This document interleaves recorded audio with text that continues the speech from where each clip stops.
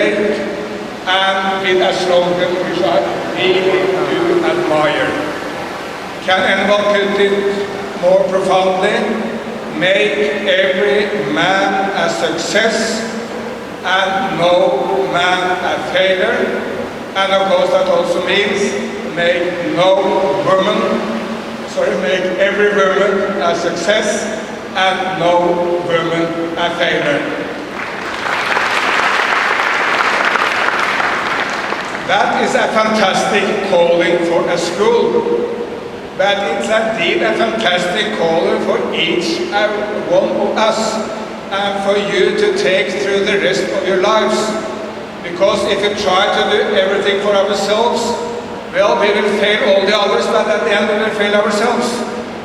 If you try to make your siblings, your parents, your community, Chennai, Tamil Nadu, India, indeed the world, if you try to make others a success, you will also succeed in your own life.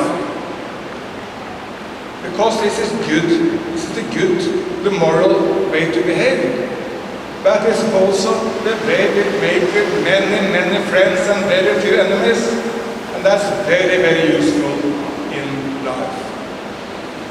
The Chancellor spoke about having a model.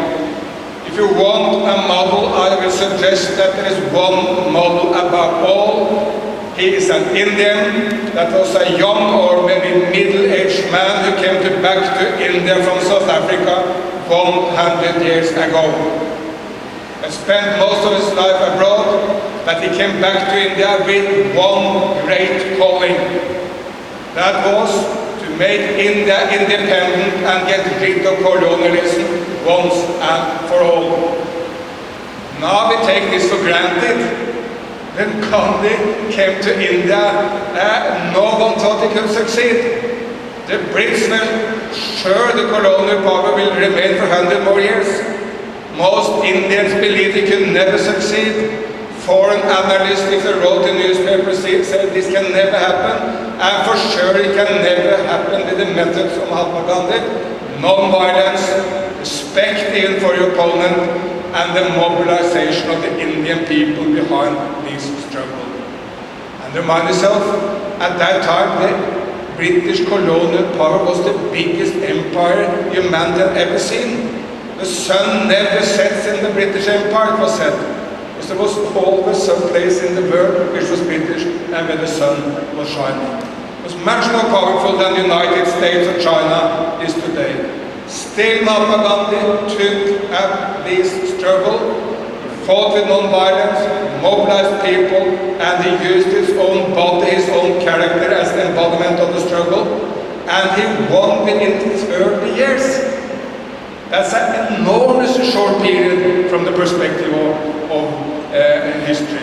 A fantastic success. So I encourage you all to take pride in this man. He's one of the greatest human beings who has ever walked planet Earth. He's also the embodiment of the Indian civilization, and you are part of that civilization. And it goes thousands of years back before Mahatma Gandhi. This is the place where Hinduism originated, where Buddhism originated, where Jainism originated, where Sikhism originated. And indeed it's the place where Christians came 1,000 years before they came to my nation, Norway. There have been Christians in India double the time there have been Christians in Norway. So this is one of the most, with the Chinese and a couple of other civilizations, the most splendid civilization on planet Earth. You are part of it, and you can take pride of it. And you should know that before colonial times, India was 25% of the world economy. After colonial times, it was 2% of the global economy. But now India is coming back, rapidly increasing. The Indian economy will be many times the British economy in the years to come. And of course, India will make fantastic, enormous achievements for itself that it did for global humanity. And I envy you to be part of this, to be making it. You have the enormous opportunity to be part of the rise of India back to the glorious days where India was one of the lead nations in the world. It's already there, but India can be even a lot greater. now, and you will make it so. Some people will ask, what is the calling of our generation? Similar to taking on the British Empire. I will claim the most important issue for our generation, for you, that is to create an ecological civilization. We need to keep peace on planet Earth. We need to bring every Indian and every human being out of extreme poverty. But we need to do this within the boundaries of nature. We need to create an ecological civilization. India not only have a splendid culture, and indeed they have a splendid culture as Tamils, and not all of our Tamils, but I guess most are Tamils. Tamil Nadu has some of the most fantastic temples in the world. Tamil language is one of the oldest in the world. So India has a splendid culture. But India also has a splendid nature. It's the home of the tigers, home of certain strange sorts of elephants. The beauty of the Tamil Nadu paddy fields, or the mountains of the Himalayas, the backwaters of Kerala, the deserts of Rajasthan. It's indeed one of the most beautiful and fantastic places on planet Earth, and we need to keep it so, and we need to improve that environment. No Indian child in the future deserves to grow up in a heavily polluted city. Every Indian in the future deserves to live along a river like the Ganga, all the great rivers of India, which is not polluted by defecation or by plastic or by industrial agriculture pollution. The Indian rivers can be clean, as some rivers are in other parts of the world, and it's an enormous hard work to be done, and it can be done, and I'm sure you will do it. And the species of India, which have been very close to extinction, like tigers, are now gradually coming back. India has doubled its tiger population in the last couple of decades. That's a very, very important achievement, because tigers is a very, very difficult animal to protect, because it may attack human beings. So our calling is clear. Let's create an ecological civilization. Let's get rid of pollution, let's stop climate change, and let's protect this very, very vulnerable planet, which we share with you, Indian shares with Europeans, Africans, Americans, Chinese, and every other civilization on the planet. The good news is that we are set to do this. I'm fundamentally optimistic.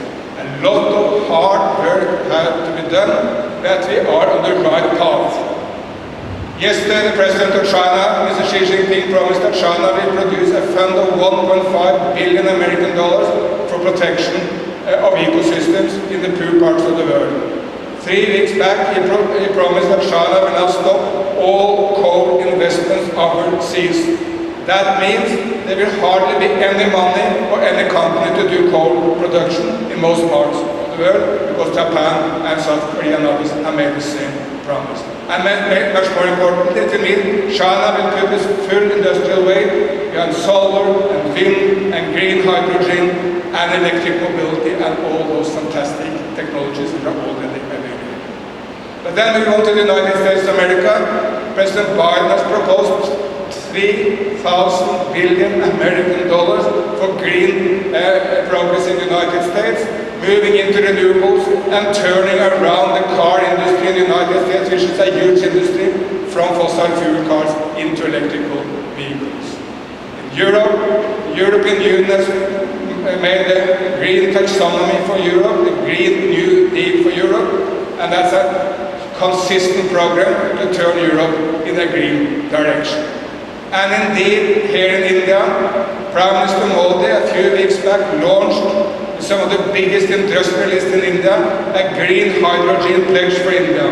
Hydrogen will probably be the most important fuel for heavy vehicles, for ferries and ships, maybe for aviation, for industrial processes in the future. And those of you who are technical students may contribute to that change, and those who are studying other subjects may contribute to the politics or the social aspects of that change.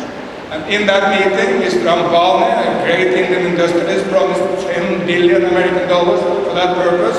The week after, Mr. Adani from Gujarat promised $20 billion. These are huge amounts. And when we have the combined power of the state and the Prime Minister and the industrial tycoons of India, this will make a huge shift. And indeed, China is now the #1 solar nation in the world, but India is the #2. And you are rapidly surging ahead. Solar power in India is now the cheapest power that's ever existed on planet Earth. Cheaper than any other place in the world, much cheaper than oil, gas, or coal. So it's a win-win if you shift it. Good for the economy, good for jobs, good for health, and good for the environment at the same time. And that's of course why Prime Minister Modi has launched the International Solar Alliance and has spearheaded the change from coal into solar in India. And now India has the first all-solar airport in the world in Kochi, Kerala. First all-solar rail station in the world in Assam. And the new Delhi Metro will very soon go solar. And 2 days back I was in Mumbai, launching with the Minister of Environment of the great state of Maharashtra, a fantastic program which will turn the entire fleet of buses in Mumbai into electric in the next few years, and the electricity will come from solar power in Mumbai, and then we have a really win-win, jobs, health, and Mother Earth by the same policies. So I will claim this is the great calling for you, for your generation, and for India in the 21st century. Let's together make an ecological civilization. Let me then towards the end give you some more private advice. I may not have followed all this myself, for sure not. But still, since you are now many of you, some of you will continue education, some will go out to jobs, I have 3 pieces of advice for you. Number 1, always be kind. That's what's in the slogan of the school here. If you make all men or women a success and no men and women a failure, if you contribute to that, you do it by being kind to other human beings. Jesus Christ put it in his way. He said, you should always do to others what you want them to do to you. And I tell you, this is both the highest moral, but it's also the smartest way of behaving. Because if you're kind to others, you get kindness back. If you're rude to others, you will get rudeness back. And the person you treat badly today may very well be your boss tomorrow. The person who seems to be very low at the ladder today may one day be able to come back and harm you if you haven't treated him or she well. So it's the greatest moral, but it's also the smartest behavior. Let's be kind to each other. And India, Tamil Nadu, the world, your family, everything will be a better place, and we will thrive. India is for engineering, India is for technology, India is for the capabilities have been multifolded in exponential and deep technologies. We all are aware of it and we are part of it. The best multinationals of the world started looking India to create an R&D center, right? India was looked at as a body shopping country. It was looked at as a country that does a lot of services work. Slowly, the global industry started looking India to build the effectiveness, efficiency, and finally to value creation. Today it's innovation, right? So that is what India is getting towards. The 5 million IT talent in this country, out of which already close to 1.8 million talents are already in the future skills. I'm sure the KCG students are part of it. I've been very closely following the social media of KCG. I've been in touch with many of your professors. So it's very clearly evident the college is heading towards the future skills. Right? Today the country is evolved and the new curriculum, what we call as NEP, National Educational Policy 2020, and fortunately I've been part of the National Educational Technology Forum, working towards the implementation of NEP policy. So the interesting part of the policy is which actually the public speaking, higher order thinking skills, the cognitive ability of the students, innovation, respecting fellow each other, open communication. These are the key things. The outcome-based education is what the fundamental concept of outcome, the national education policy. If you look at the invitation, I'm sure you all would have seen your college graduation invitation. The last page, the 4th page of the invitation that talks about the achievement of the college is nothing but the clear demonstration of already the college is in towards the national education policy. I think you all should give a big applause for your college for being towards that. Which was conducted with 325 plus CEOs globally. There were 10 key things was being identified, which I would like to share, especially to the graduating students. The written communication, problem solving skills, teamwork skills, initiative skills, analytical and quantitative skills, strong work ethic, verbal communication, leadership, detail-oriented, technical skills. These are the 10 key things the global industry is expecting from the students, right? I'm sure apart from being a techie guy, right, today, the skilled talent demand is very high, right? So I'm sure your college is enabling you to get into deep technology courses and skilled talent. Unfortunately, this batch is, I would say COVID batch, right? Not COVID. During COVID times, you guys got educated, so I call them as COVID batch. But I think it's one of the blessed batch. Probably you might have missed getting into college for last 1.5 years or so. But don't worry about it. The market is like crazy to hire. The salary is what you determine is the salary. So it's a crazy market. The whole industry is very open. Since I was a former chairman of NASCOM and closely working with many multinational companies to set up in India, the talent pool, but what the key ingredient is being, talent pool is huge. The skilled talent matters a lot. To sustain with that skilled talent, most important thing is these skills which I mentioned a few minutes back, the cognitive ability, the higher order thinking skills, which our national education policy talks about. If you look at one key thing which I've derived a few months back, the traditional teaching, and see the country is always on a teaching mode all these years, right? Today now we are focusing on the learning mode. So today something, the teaching experience and the learning experience is what determined called as students experience. Right, from the industry, we all look at CX, customer experience. Likewise, every institution, every faculty members, the principal, the management have to start looking at students' experience, because that is going to determine the success of the students, and the success of the students is going to determine the country's growth and education and pattern and whatnot. I'm sure KCG is heading towards the cognitive, social, and the emotional learning capabilities of the students. And the tenets of OBE.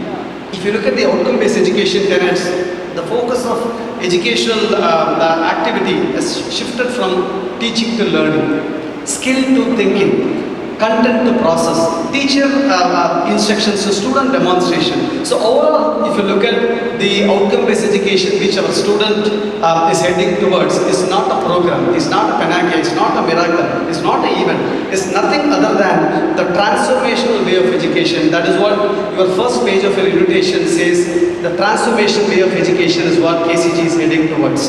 The expected outcome, right? The knowledge, skill and attitude. I think these are the three fundamental elements which even His Excellency was mentioning. Be kind. All the three advices what he provided is nothing otherwise the outcome-based education which our national education policy, our Hindustan group of institutions that impact to the student is nothing other than the knowledge, skills and attitude which is demonstrated not only by way of graduating, by way of securing the good marks, but also apart from the academic, the whole ecosystem of Hindustan group of institutions, especially KCG College of Engineering, is very clearly demonstrating all the capabilities that a student should possess in the growing economy. I wish all the best to the KCG College of Engineering, the graduating students. And one final request, right? The great institutions have been built, and very successful because of the alumnus. I wish all the students to stay in touch with your college, be part of the alumni. I'm sure your alumni, like about 21 alumni clubs are there in the college, if I'm not wrong. So stay with the college, be in touch with your teachers, with the faculty members. Try to give back to your college. That's the biggest thing that you contribute to your country. You don't need to get into Delhi, or you don't need to get it directly to the country, but this is the way where you can share your contributions to the country. Thanks to the chairman, CEO, director and director of KCG and the principal for getting me to this event. Thank you. God bless. Tak skal duha. Jai Hind.